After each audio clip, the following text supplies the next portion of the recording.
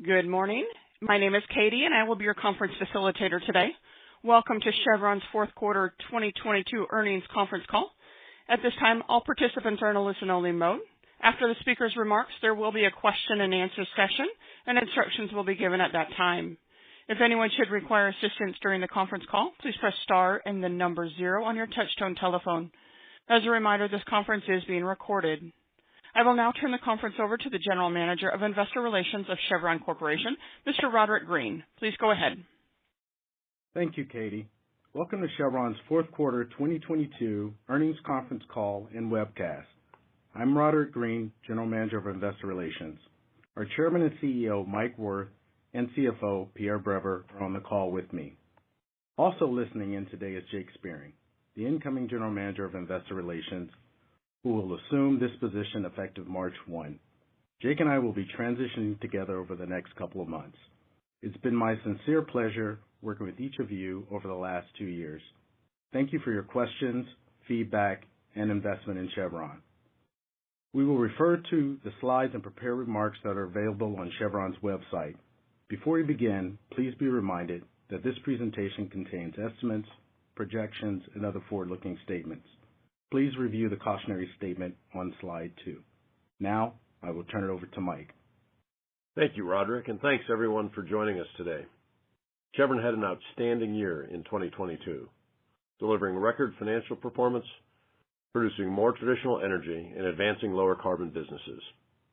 Free cash flow set a record, beating our previous high in 2021 by more than $15 billion, enabling a strong dividend increase and the buyback of almost 4% of our shares. U.S. production was also our highest ever, led by double-digit growth in the Permian. Growth matters when it's profitable. Return on capital employed over 20% shows that our focus on capital efficiency is delivering results. And we took important steps in building new energy businesses. We successfully integrated REG's people and assets into Chevron, combining the best of both companies' technical and commercial capabilities. And we acquired rights to pore space for potential carbon capture and storage projects in Texas and Australia. We had many other highlights last year, to name just a few. At TCO, project construction is largely complete, and we're starting up the fuel gas system. Focus is on commissioning and startup of the wellhead pressure management project by the end of this year to begin transition of the field from high to low pressure. We announced a significant new gas discovery offshore Egypt, which could build on our growing natural gas position in the Eastern Med.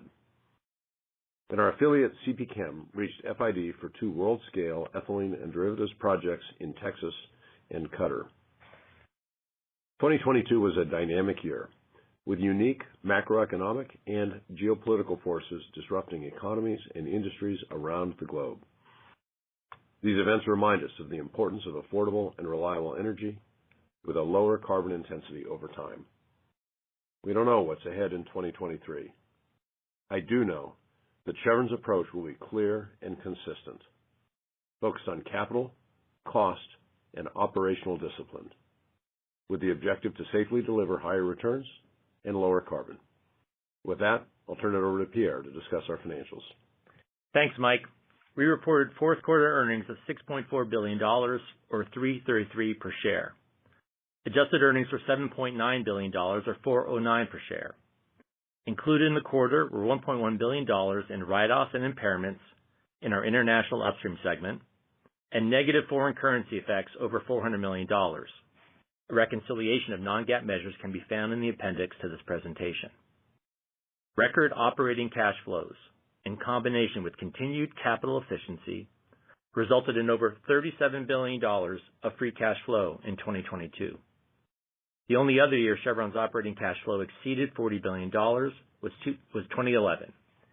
Free cash flow in that year was less than 40% of this year's record. In 2022, Chevron delivered outstanding results on all 4 of its financial priorities, announcing earlier this week another 6% increase in our dividend per share, positioning 2023 to be the 36th consecutive year with annual dividend payout increases. Investing within its organic budget despite cost inflation. Inorganic CapEx totaled $1.3 billion, nearly 80% for new energy investments. paying down debt in every quarter, and ending the year with a 3% net debt ratio. Returning record annual cash to shareholders through buybacks, and exiting the year with an annual repurchase rate of $15 billion. 2 days ago, Chevron's board of directors authorized a new $75 billion share repurchase program. Now is a good time to look back on our execution of the prior programs. Over the past nearly 2 decades, we bought back shares in more than 3 out of every 4 years, returning more than $65 billion to shareholders. And we've done it below the market average price during the whole time period. Going forward with the new program, our intent is the same: be a steady buyer of our shares across commodity cycles. With a break-even Brent price around $50 per barrel to cover our CapEx and dividend, and with excess balance sheet capacity, we're positioned to return more cash to shareholders in any reasonable oil price scenario. Turning to the quarter, adjusted earnings were down nearly $3 billion compared with last quarter. Adjusted upstream earnings decreased primarily on lower realizations and liftings, as well as higher exploration expense, partially offset by favorable timing effects. Adjusted downstream earnings decreased primarily on lower refining and chemicals margins and negative timing effects, partially offset with higher sales volumes following third quarter turnarounds. The other segment charges increased mainly due to accruals for stock-based compensation. For the full year, adjusted earnings increased more than $20 billion compared to the prior year. Adjusted upstream earnings were up primarily due to increased realizations. Other items include higher exploration expenses, higher incremental royalties and production taxes due to higher prices, partially offset by favorable tax benefits and other items.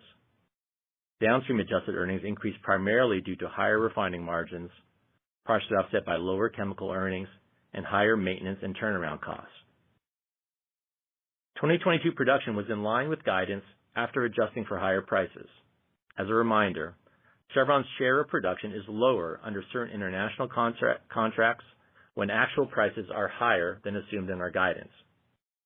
Reserves replacement ratio was nearly 100%, with the largest net additions in the Permian, Israel, Canada, and the Gulf of Mexico. Higher prices lowered our share of proved reserves by over 100 million barrels of oil equivalent. 2023 production is expected to be flat to up 3% at $80 Brent. After adjusting for lower prices and portfolio changes, primarily the sale of our Eagle Ford asset and the expiration of a contract in Thailand, we expect production to grow, led by the Permian and other shale and tight assets. We remain confident in exceeding our long-term production guidance. Looking ahead to 2023, I'll call out a few items. Earnings estimates from first quarter refinery turnarounds are mostly driven by El Segundo. Based on the current outlook, we expect higher natural gas costs for our California refineries. Full year guidance for all other segment losses is lower this year due to higher expected interest income, and again excludes special items such as pension settlement costs. The all other segment can vary quarter to quarter and year to year. We estimate annual affiliate dividends between $5 and $6 billion, depending primarily on commodity prices and margins. The difference between affiliate earnings and dividends is expected to be less than $2 billion. We do not expect a dividend from TCO in the first quarter. We updated our earnings sensitivities. About 20% of the Brent sensitivity relates to oil-linked LNG sales. Also, we expect to maintain share buybacks at the top end of our guidance range during the first quarter. Finally, as a reminder, in Venezuela, we use cost affiliate accounting, which means we will only record earnings if we receive cash. We do not record production or reserves. 2022 was a record year for Chevron in many ways. We look forward to the future, confident in our strategy, with a consistent objective to safely deliver higher returns and lower carbon. We'll share more during our Investor Day next month. Back to you, Roderick. That concludes our prepared remarks. We're now ready to take your questions. Please try to limit yourself to one question and one follow-up. We'll do our best to get all your questions answered. Katie, please open the lines. Thank you. If you have a question at this time, please press star one on your touchtone telephone. You may ask one question and a follow-up question. If your question has been answered or you wish to remove yourself from the queue, please press star two.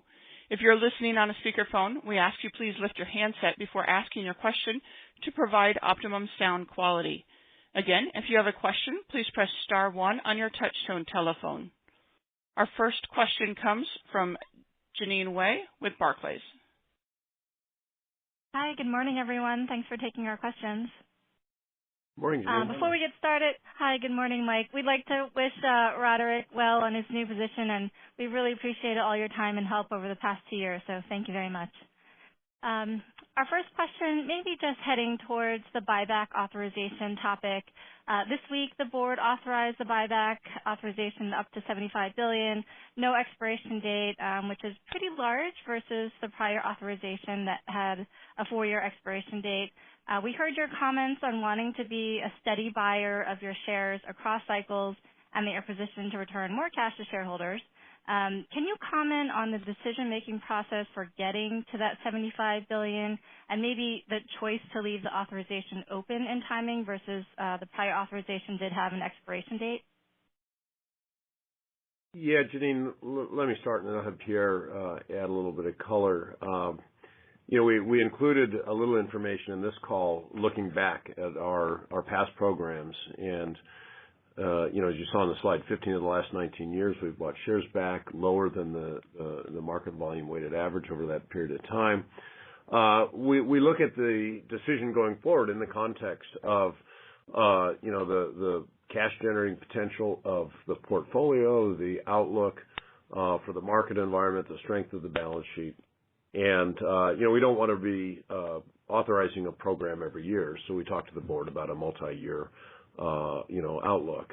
So the fact that there's not an end date on it is only significant if you're trying to do some sort of math and annualize this.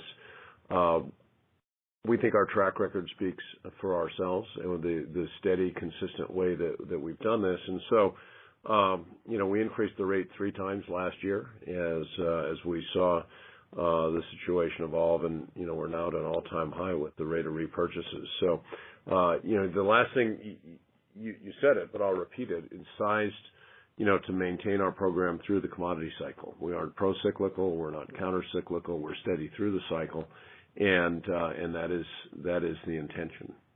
Pierre, do you want to add anything? Yeah, Jeanine, so the authorization from 2019 was going to be consumed in the second quarter. It was also open, so it did not have a defined time period. We just will have consumed it. So instead of having an authorization in the middle of a quarter, we'll complete this quarter's buybacks under the 2019 authorization, which again had an open time period, and then we'll start the new one April 1st. So it is similar to the way it was done the prior time. Thank you for that clarification. We appreciate that. Maybe our second question, it's that time of year again, reserve replacement ratio. Your ratio for 2022 was 97%, and we believe that compared to 112% last year, and then I think it was around 99% on average for the 5 years before that. So our question for you is just, how do you see this ratio trending over time? And I guess the over-under bogey is probably 100%. Thank you.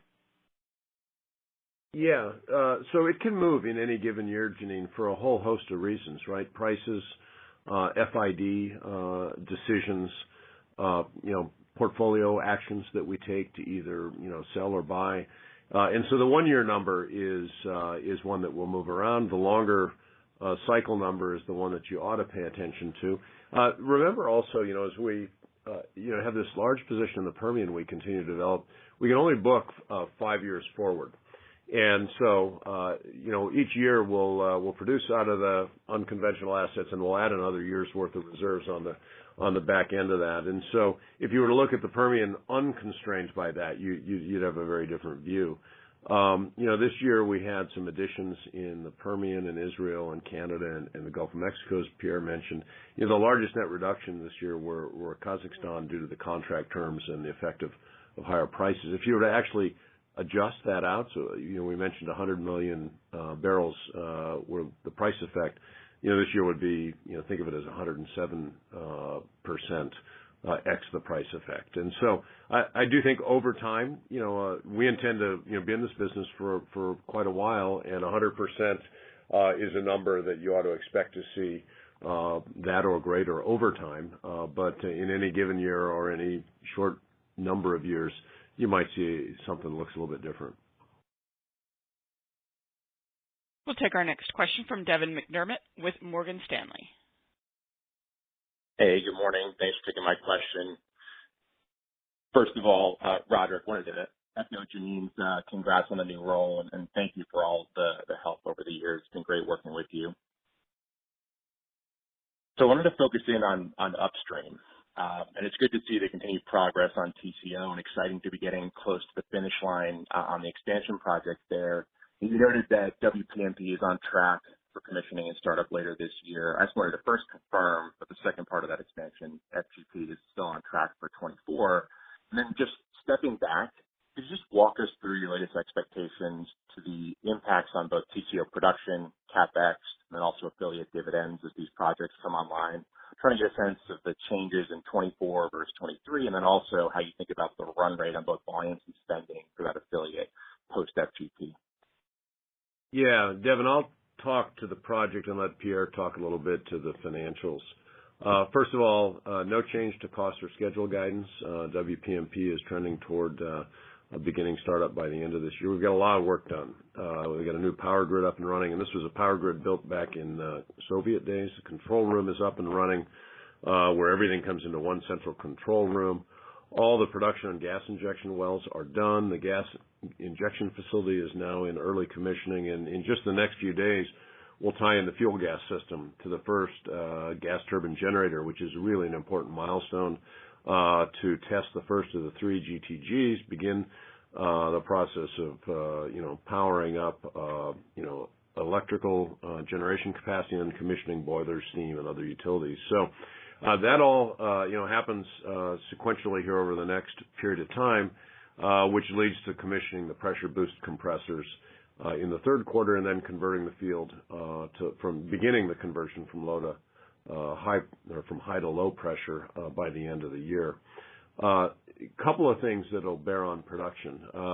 We've got 2 planned turnarounds of the old processing trains. They're called the KTLs. There's 5 of them. We got 2 turnarounds this year that are planned in the third quarter. So those will be down for a period of time, and then as those come back up, production may not fully recover on those 2, as some of the wells won't resume flowing until we get to the low-pressure system. So back half of the year, you'll see a little bit of that impact. And then as we move into 24, we've got more of these high-pressure to low-pressure conversions in the field, and we've got FGP startup first half of 24. So you don't see the full effect of FGP roll through. You get partial effect in ramping in 24, and then the full effect will show in 25. Cash will kind of follow that pattern. So Pierre, maybe you can talk about the pattern on CapEx and dividends.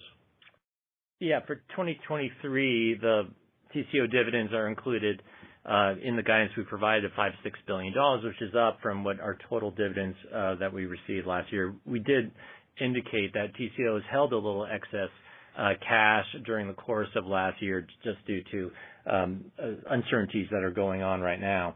The CapEx was included in our December release, so it's nearly half of the $3 billion of affiliate CapEx, so that's $1.5 billion. Again, you'd expect that to continue to roll off next year.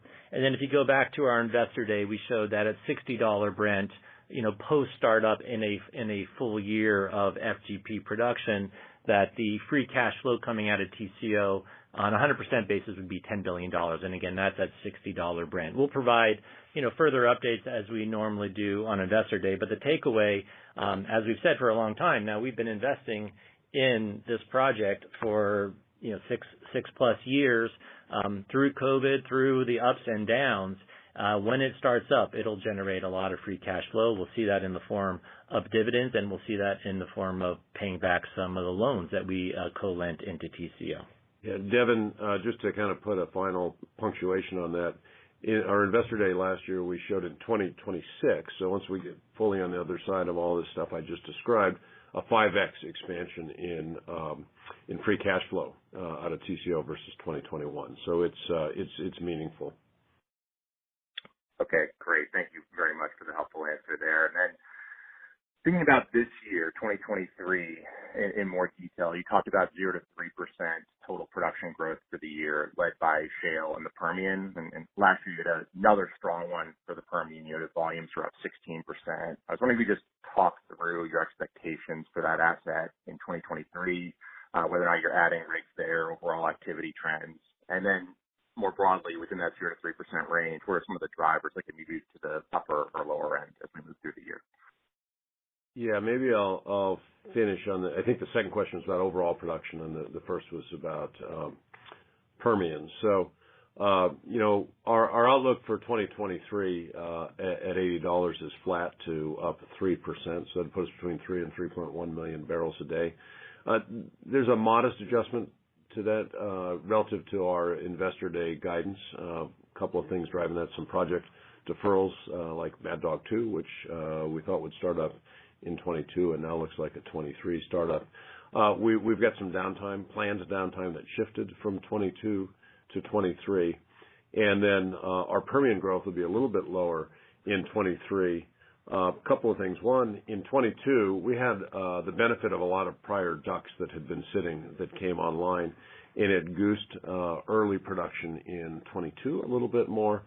And then we also are reoptimizing some of our development plans to factor in some of the things we continue to learn relative to interactions between wells and benches, how we, space laterals and do single or multi-bench development. So our revised plan will have some deeper targets, a few more rig moves, and a few more single bench developments, all of which brings that pace down a little bit.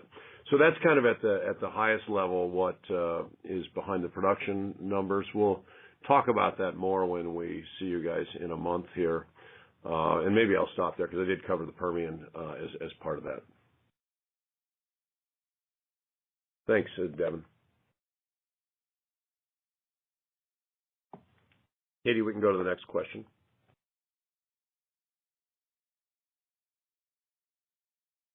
Katie, can you hear us?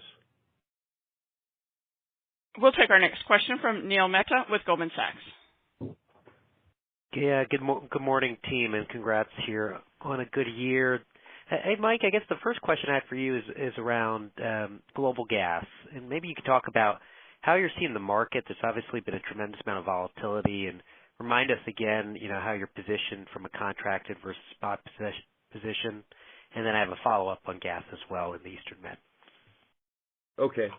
Well, high level, we certainly have seen a very unusual and volatile year in 22, which has settled out here as we've come into the winter, primarily as, we've seen a bit milder winter in the northern hemisphere than is typical.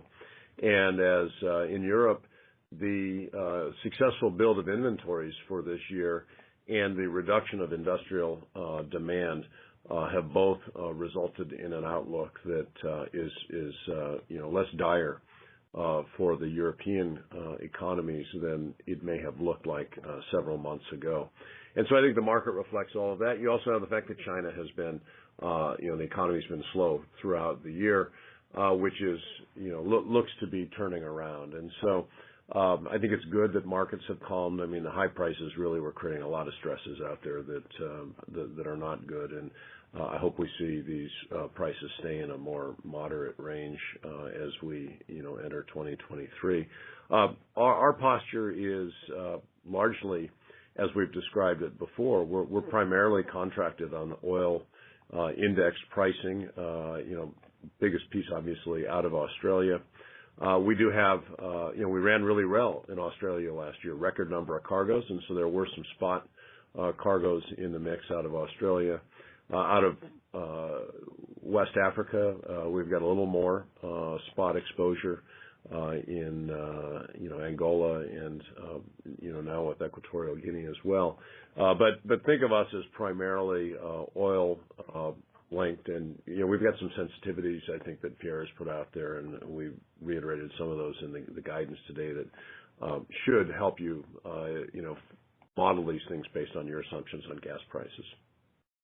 Yeah, thanks, Mike. And that's the follow-up. You have a large gas position in the Eastern Mediterranean following the Noble acquisition with Leviathan and Tamar and some discoveries out there as well. So how do you think about prosecuting that asset? Where does it fall in terms of prioritization, and how big can it be? Yeah, it's a high priority. We took FID at the end of last year on a project to expand Tamar from, on a 100% basis, 1.1 to 1.6 BCF per day. The first gas on that should come online in early 2025. We are working on development options to expand Leviathan. Those are still being worked, and we should narrow the concepts on that later this year and reach some decisions in terms of how we intend to do that. The Nargis discovery, it's just one well at this point, but it encountered a significant section of high-quality gas-bearing sandstone. So very attractive. We're talking to our partner there about appraisal and development concepts that will follow.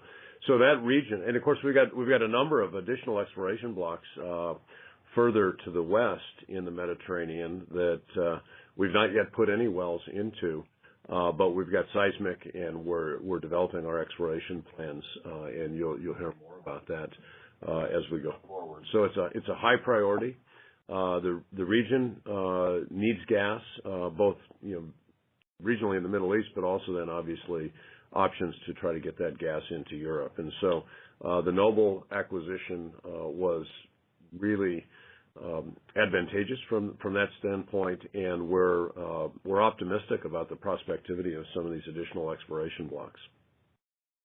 All right, well, stay tuned. Thanks, Mike. Okay. Thank you, Neil. We'll take our next question from Doug Leggett with Bank of America. Thanks, everyone. Roderick, I'd like to also pass on my thanks. You've transformed how Chevron does investor relations. Thank you for all your help. Guys, I wonder if I could go back to the buyback. I just want to try and understand a little bit about the comment around really just how you think about the purpose of the buyback. Is this really about dividend management at this point?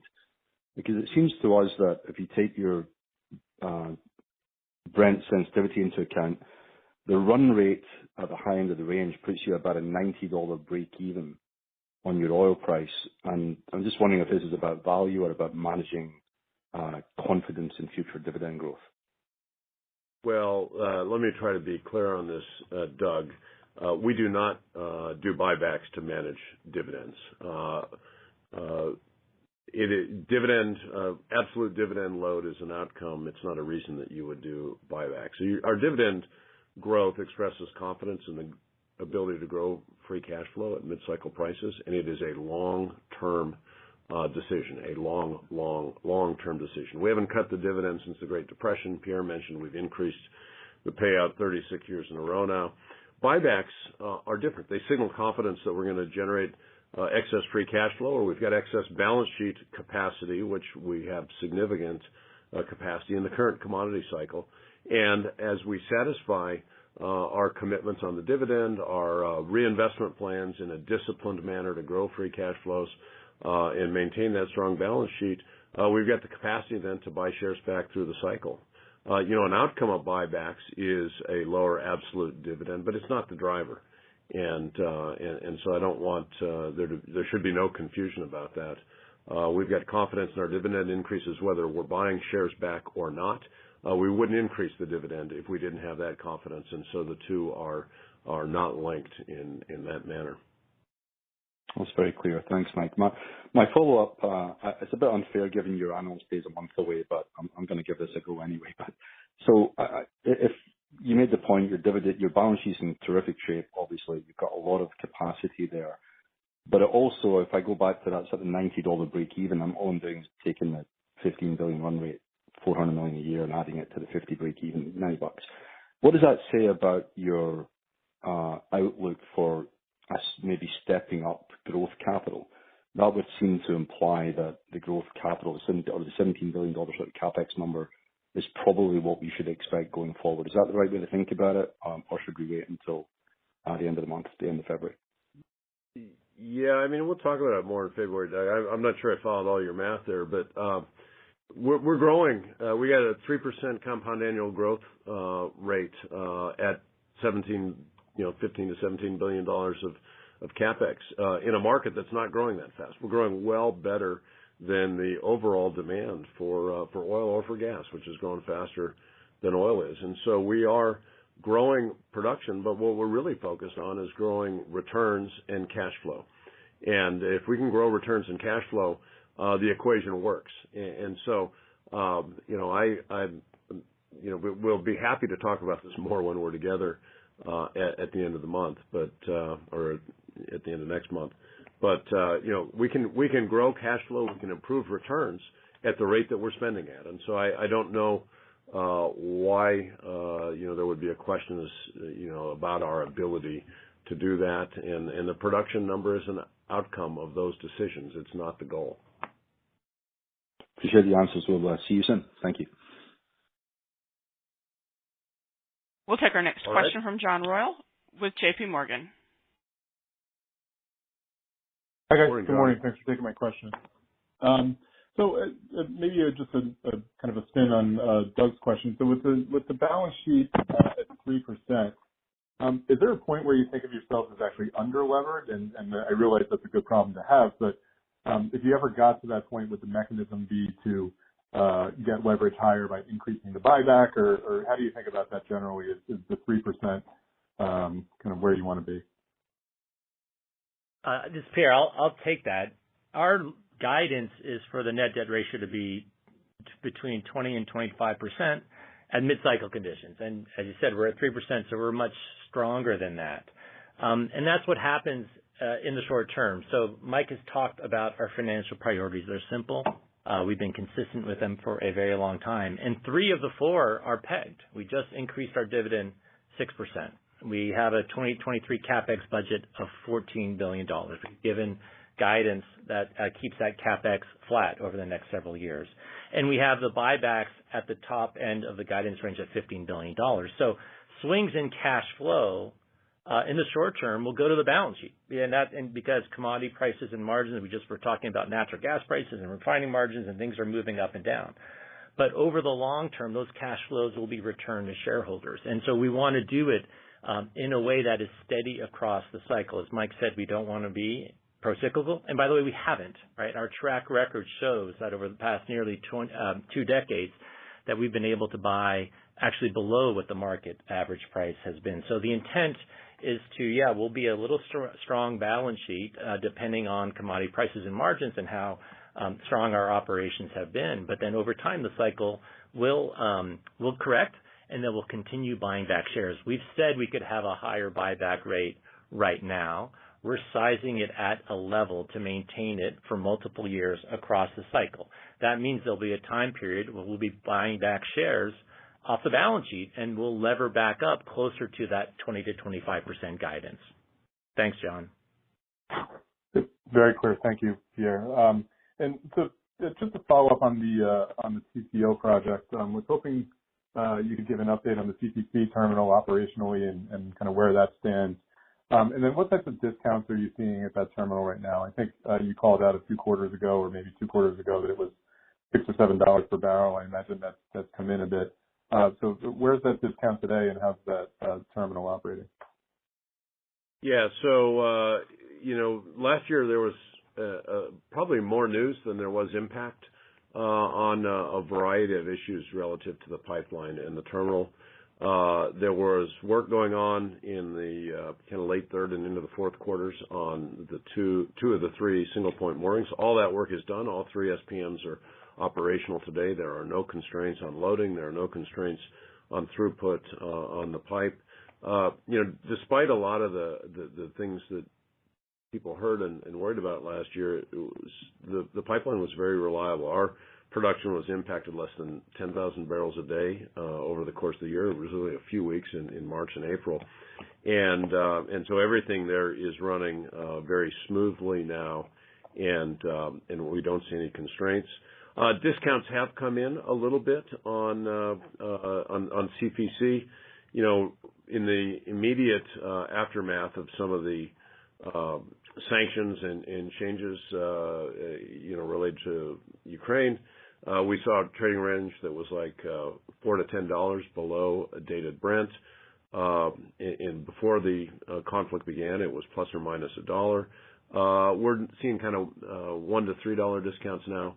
So maybe not quite at pre-invasion levels, but not as deep as they were immediately afterwards. And given the overall, flat price environment and the way it has strengthened, the impact to TCO is relatively muted. We'll take our next question from Roger Reed with Wells Fargo. Yeah, thank you. Good morning. Morning, Roger. Hoping we could come. Hey, good morning, guys. Just looking at, let's call it refined product demand. You talked about gas demand earlier. I'm just curious, as you look around the world, we've got the positives of moving away from COVID on a year-over-year comparison, and then everybody's got high expectations for the China reopening. I was just curious, as you look across your operating base, what you're seeing there. Yeah, overall, Roger, gasoline demand, I'll start there, still just a touch below pre-pandemic levels. Fourth quarter of 22, maybe 2 or 3% below fourth quarter of 19. If you look at diesel, demand's pretty flat versus pre-pandemic. Jet recovering, but still below. And so, at the highest level, we're kind of still flattish to recovering from pre-COVID. I think that's why there is concern that as China's economy really does come through and return to a more normal level, that we could see increased demand start to pull on these markets again. You've seen announcements out of China about their intention. We see international flights and air travel now being scheduled at much higher levels than we'd seen before long. And if you see the kind of rebound spending and activity in that economy that we've seen in other economies around the world, that's one of the things that could, buoy the global economy and firm up demand for products. So, there's still some variables in the equation. We're not past the risk of recession, and clearly central banks are still tightening to slow things in certain parts of the world. So there's some puts and takes. But net, this continues to trend in a recovering direction, with the two biggest questions probably related to the two biggest economies, China and the U.S. Always the big guys, right? Follow-up question to come back to the Permian, and I recognize the Investor Day coming, but Pierre, when we were at the sell-side dinner end of November, there was a lot of discussion over kind of the changing of the range and how that was really just a function of messaging more so than overall change in the way you're developing the Permian. Kind of following from that to the comments about things a little different in the bench and the DUC comparisons year over year. Do you look at it as any different from the messaging at the end of November, or is this is there something else here with? No, nothing different. We'll show that at our Investor Day.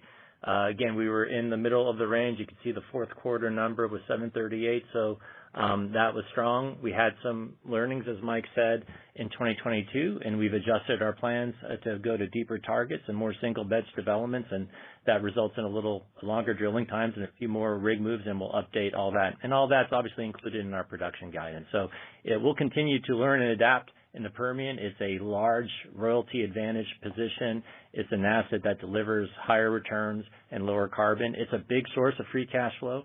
Our free cash flow growth over the next 5 years is really driven by Permian, Tengiz, Gulf of Mexico, a few other assets.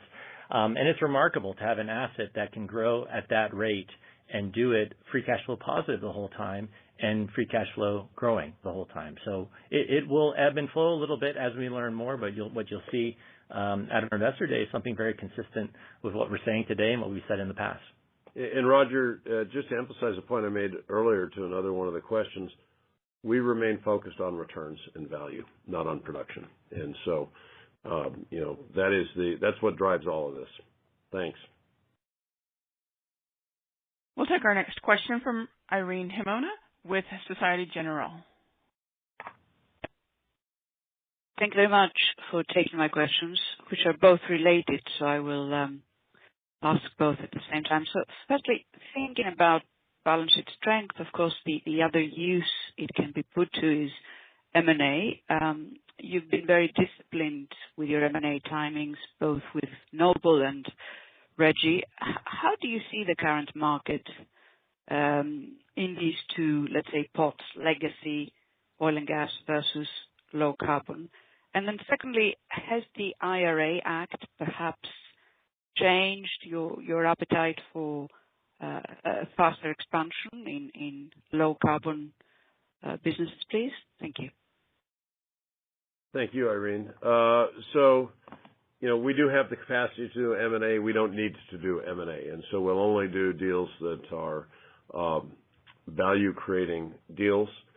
You interestingly contrast, the traditional oil and gas market with the new energies market.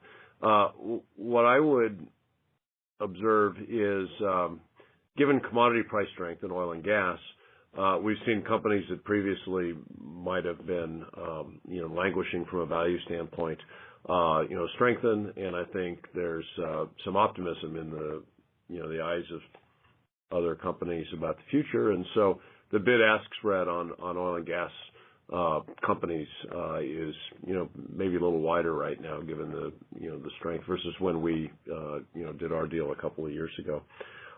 In lower carbon, with interest rates rising and SPACs kind of receding and the like, a little bit of the kind of froth may have come out of that market, but there's still some optimism in valuations there as well. And so we'll be very thoughtful and careful as we evaluate those. And there are a lot of companies out there that have got business models in this space. So we watch them all. We will be back to talk to you if we have anything that's interesting. Let me touch on IRA and then ask Pierre to add a little more color. The IRA will probably accelerate some activity in the U.S. There's no doubt. Hopefully what that does is allows technologies to be de-risked, the cost of technologies to be reduced, and the attractiveness of these investments to improve. A bill like that with kind of a grab bag of different policy incentives doesn't necessarily change our long-term view on how we want to build businesses. It does perhaps change the trajectory at which some of those businesses become more economically viable. And if that's the case, that could feed through into some of our investment decision. But it's kind of a second-order effect rather than a first-order effect.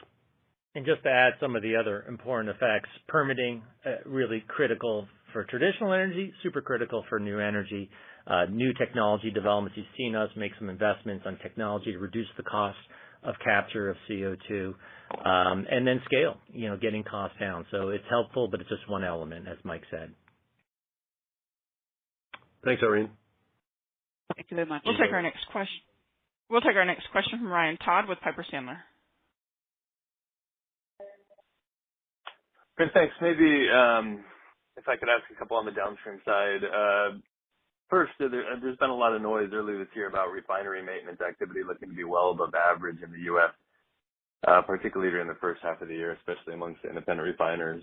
Your first quarter guidance seems to suggest turnaround activity in 1Q that's reasonably light, or at least not terribly heavy. Any thoughts on whether your 2023 outlook as a whole for Chevron looks normal or heavy in terms of refining maintenance?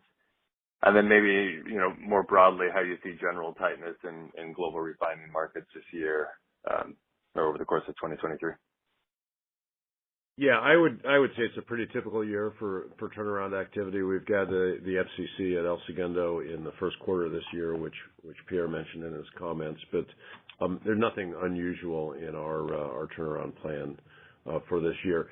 What you do see across the U.S. and I think in some of the other markets are two things that are really kind of still echoes of COVID. One is you've just seen capacity go out of the system, and two, you see maintenance that was deferred during COVID it's had to be rescheduled and replanned. And so there's probably still a bit of a bow wave pushing through the system in some places of activity that needs to get done for safety and reliability and regulatory reasons. And so that could be driving some of the speculation. I can't really comment on other companies' plans. I'll let you talk to them about that. Thanks. And then maybe on the other side of your downstream business, on the chemical side, it's clearly been weak for the last little while. Looking forward from here, is the combination of lower natural gas prices and the reopening of China having any impact on how you see margins moving throughout 2023, or do you anticipate that oversupply keeps things weaker throughout the year? These tend to be long period cycles for the most part, Ryan. And so at the margin, I think that's, economic growth and, development in China is a positive, but you don't slide into the lower part of the cycle quickly or easily, and you generally don't come out of it quickly or easily. So these things track over a longer period of time. And so I do think it feels like we're kind of bumping along near a bottom here. But I don't know that there's a steep climb out as opposed to a gradual climb over time. Thank you. We'll take our next question from Jason Gabelman with Cowen. Morning. Thanks for taking my questions. I wanted to first follow up on the affiliate distribution guidance because it is taking a step higher year over year, and it sounds like that was due to TCO having excess cash. Is that kind of $5 to $6 billion something you can maintain, assuming oil price stays stable, until the project actually starts up, until TCO FGP starts up, or would you expect that to fall off after this year? And then my second question is on a different topic, Venezuela. I believe you have now boots on the ground there again. And can you just discuss what you're seeing in terms of the health of the infrastructure there, the ability to ramp production, and the desire from Chevron's standpoint to participate in that? Thanks. On affiliate dividends, there are two main factors why the guidance this year is higher than last year. You hit one of them on TCO, held excess cash last year. The second big one is Angola LNG. Recall, a lot of their cash distributions were actually return to capital. It's an accounting concept tied to whether you have book equity or positive book equity or not. Now they're in that space. So we expect most, if not all, of the cash coming from Angola LNG in 23 to be characterized as dividends. It was cash either way. It just one shows up in cash from ops, the other one shows up in a different part of the cash flow statement, but that's the second driver. And in terms of the direction, this guidance is kind of notionally at, the current futures curve around $80. So it depends on commodity prices and margins. There's some downstream affiliates in there, and there's some chemicals obviously in there. But we talked about TCO. TCO is heading up, right? As CapEx comes down and production comes up, we expect more dividends out of TCO going forward. And then again, we have the loan that we also expect TCO to pay back during the next several years. Yeah, Jason, on Venezuela, we always did have boots on the ground. We just were very limited in where those boots could go and what they could do. The shift in the sanctions policy has opened up a little more room. It's allowed us to work with PDVSA to put some of our people into different roles in these mixed companies there. So we do have a little more ability to have influence and involvement in some of the decision making. Your question about the state of the infrastructure, there's been a lack of investment there for a number of years, and the infrastructure reflects that, and it'll take time for things to turn around. We have seen some positive production response already in the entities that we're involved in. They're producing about 90,000 barrels a day now, which is up about 40,000 barrels a day since we saw the change in these license terms. So that's been a good short-term effect. I'm not going to say you can extrapolate that, but it's where we are today. We are continuing to work on the ground to expand production, but it's too early to guide to anything. We're also lifting oil and bringing it to the U.S. We've got a couple of cargoes coming into our Pascagoula refinery. We're going to be delivering cargoes to other customers on the Gulf Coast, and then the revenues go into a series of structured channels to pay expenses and other obligations. On the accounting standpoint, we're using cost affiliate accounting, so we'll record earnings only if we receive cash. And at this point, I would say the cash flows are expected to be modest. So, this is a stepwise change in the environment there. We're going to go into it thoughtfully. It's a 6-month license, and it's a dynamic environment. So we'll continue to advise you as we learn more as things evolve. Great. Thanks a lot for the detail. You bet. We'll take our next question from Sam Margolin with Wolfe Research. Hey, good morning. Thank you. Morning. I'll ask about the Rockies. The Rockies is interesting. It's a place where you could maybe add a little bit of activity to pace, your aggregate lower 48 activity levels, but without, some of the inflationary pressures and just infrastructure tightness in the Permian and inventory depth there is good. Is the Rockies a place where there may be a little bit of extra focus? And I ask that in the context of sort of the broader theme around your overall resource depth and production and all these topics that are sort of flowing into the broader conversation today. Yeah, absolutely, Sam. We got over 320,000 net acres there. Last year we started out with 1 rig and 1 frac crew. We ended the year with 3 rigs and 2 frac crews working, and the plan for this year is activity in that level. So it's been a positive movement in terms of activity and production expectations there. It's a really nice resource. It's a low carbon resource. We got a lot of this is powered off the grid. There's been some permitting questions about this in the past. There's been large areas done under development plans, and we've got permits well out into the future and continue to work that closely with the authorities there. So, it's one we can talk about a little bit more at Investor Day. It's a really positive part of, addition to our portfolio out of Noble, and the Eastern Med gets a lot of attention, but we're very excited about the DJ. Okay, and yeah, just to follow up, because obviously I think you can surmise the reserve numbers getting some attention, the overall pace of activity and production trends over the long term are getting attention. But, we'll get to this at the Analyst Day, I'm sure, but is there a way right now where you can kind of add it all up and size, the Gulf of Mexico, other shale and tight, Eastern Med gas, and just kind of frame that aggregate resource number against, maybe what you see in the portfolio today as tail resource, and just speak, to a final answer around, your organic portfolio and how it extends? Yeah, I might have Roderick work with you so we're clear on the question when we get to the Investor Day on how to compare and size things relative to the portfolio. But we said today in our press release that we're very confident we're going to exceed our 3% compound annual growth rate over the next 5 years. You can't do that unless you get depth in the portfolio, which we have, and you get quality projects that are moving along on a good pace. And so I'll assure you that is the case. We will talk about this more at Investor Day, and you'll have a chance to kind of go deeper into it with our folks. We'll take our next question from Paul Sankey with Sankey Research. Hi, good morning, everyone, and Roderick, congratulations. All the best.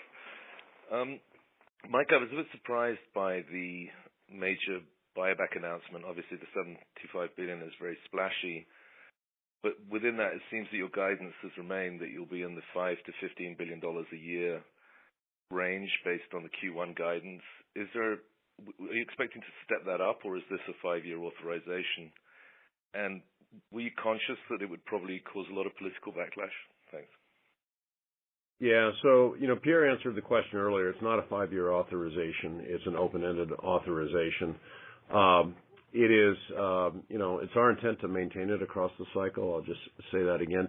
It's actually aligned with our upside and our downside cases from the 22 Investor Day and consistent with our track record of being in the market steadily, buying $2 below the market over nearly the past 2 decades. And, we could increase our guidance range, Paul. We'd need to be confident we could maintain that higher rate for multiple years across the cycle. And I think that you should read it as a signal of confidence, and we'll continue to talk more. We raised our buyback rate 3 times last year. So we're not averse to doing that, and I would just say stay tuned. In terms of the reaction to it, I think it's perhaps been a touch overblown, given that it's an open-ended program, and we could have sized a smaller one and just been prepared to do another one sooner. Pierre said we're closing one out. We just looked at something that would last over a number of years, and we weren't trying to be splashy. We weren't trying to create any reaction out there. We're just trying to indicate the confidence we have in our cash generation. Understood. And an offset to that, Mike, you're spending more on exploration. Could you just talk about the highlights that you see coming up in 2023? Obviously, we're aware of East Med, but, there's other stuff out there, and the spending has stepped up quite a lot, hasn't it? Yeah, I don't know if I'd describe the spending as being up quite a lot. We got a nice portfolio that we like. And I'll just touch on, you mentioned Eastern Med. We still have a lot of, blocks in the deepwater Gulf of Mexico. We've got blocks in Suriname that we're still working on and that are on trend with some of the things in that region. We've picked up acreage in Namibia that's on trend with explorations in that part of the world as well. And so we got stuff in Brazil, we got stuff in Mexico that we acquired a few years prior to that. So we've got a nice portfolio of opportunities that we continue to work on, and we don't go out and drill the wells until we're ready to drill them, but it's spread across a number of basins where there's good working oil and gas systems, and the Nargis discovery is a recent example of what happens when you focus in those areas, and I'm optimistic that we're going to see more of that in the future. Thanks, sir. Our last question comes from Biraj Borkhataria with RBC. Hey there. Thanks for taking my question. So the first one's on the share count. Just going back to early 2022, there was a period where you're stepping up the buyback program, but the dilution from the employee options was sort of offsetting that all. So I'm just trying to understand. I know you took a charge today in the corporate line.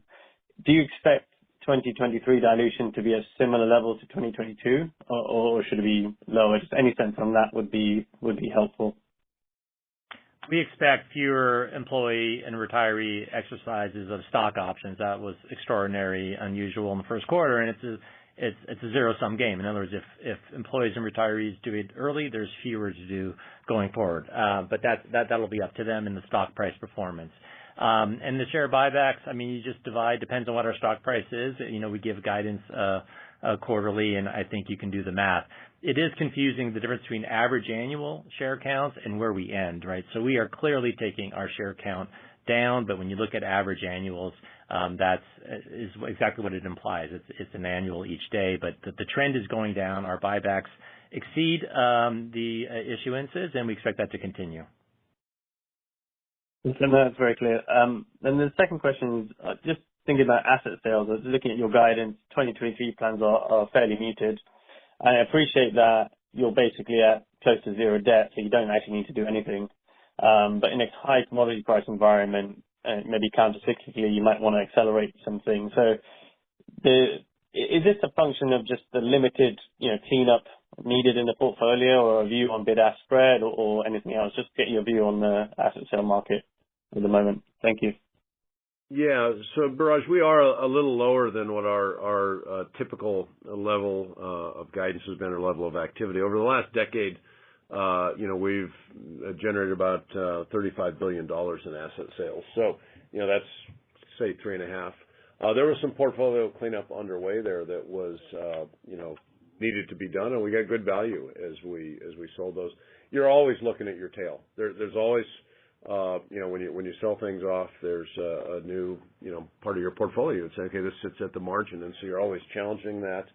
If we were to find, interested buyers in some of the things that might fit better for others than they do for us, we could transact on that. This is, the guidance that we've got right now and the things that are underway and in process is what we've put out there, and we'll update you if there's any changes to that.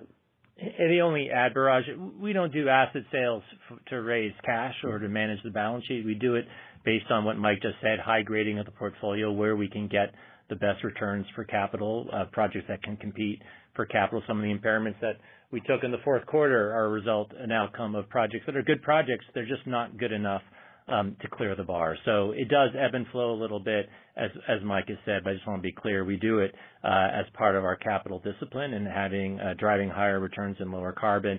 It's an outcome of that. It ebbs and flows. It's a little low this year. We expect it to go back higher in future years. I would like to thank everyone for your time today. Thanks, Biraj. I would like to thank everyone for your time today. We appreciate your interest in Chevron and everyone's participation on today's call. Please stay safe and healthy. Katie, back to you. Thank you. This concludes Chevron's fourth quarter 2022 earnings conference call. You may now disconnect.